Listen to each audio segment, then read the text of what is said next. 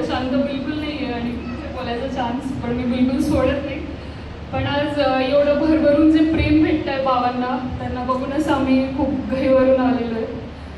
सगळ्यात प्रथम आलेले माझे फॅमिली मेंबर्स, बाबांच्या डिपार्टमेंटमधले लोक, बाबांचा टी पार्टी ग्रुप मॉर्निंगचा सगळेजण, त्यांचा मी खरंच नमस्कार करते. 1.5 महिन्यापासूनची जी आमची प्लॅनिंग सुरू आहे की आम्ही स्टार्टिंगला असंच होतं की शॉर्ट अँड स्वीट असं ठेवूया आणि जवळचे लोक बोलवूया. आम्ही लिस्ट काढायला घेतली, आम्ही फॅमिली मेंबर्सचं नाव घेतलं आणि बाबांचं म्हणणं होतं हे सगळे तर जवळचेच आहे. तर ह्या 80 वर्षाचा जो त्यांचा प्रवास आहे त्यांच्यात आम्हाला काय भेटलं आहे तर तुमच्यासारखी प्रेम आणि जिव्हाळा देणारी माणसं भेटली आहे. तर सगळ्यात पहिले तुम्ही सगळेजण आलात, बाबांसाठी आलात, याच्यासाठी मी खूप मनापासून पाटील फॅमिलीपासून धन्यवाद करते.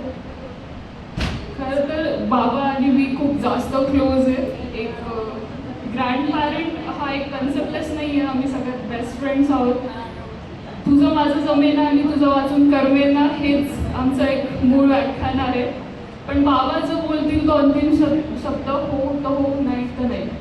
माझ्या पॅरेंट्सपेक्षा जर कोणाचं मी सगळ्यात जास्त ऐकत असेल तर माझे बाबा आहे. आणि माझ्या पॅरेंट्सपेक्षा जर सगळ्यात जास्त सपोर्टिव्ह मला कुठल्याही गोष्टीमध्ये असेल, स्पोर्ट्स करिअर, ते सुद्धा माझे बाबा आहे. आज खरंच जेव्हा डिपार्टमेंटमधले लोक बोलत होते तेव्हा पण खूप अशा नवीन गोष्टी कळल्या ज्या आम्हाला अजून पण खरंच काहीच माहिती नाही आहे.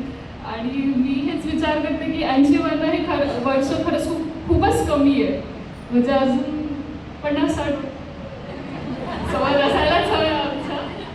कारण की तुमच्याकडनं जे प्रेम, विजडम, ज्ञान अजून ते खूपच कमी, मला तरी तेच वाटतं. परत एकदा तुम्ही सगळेजण आले, आम्हाला खूप आनंद झाला.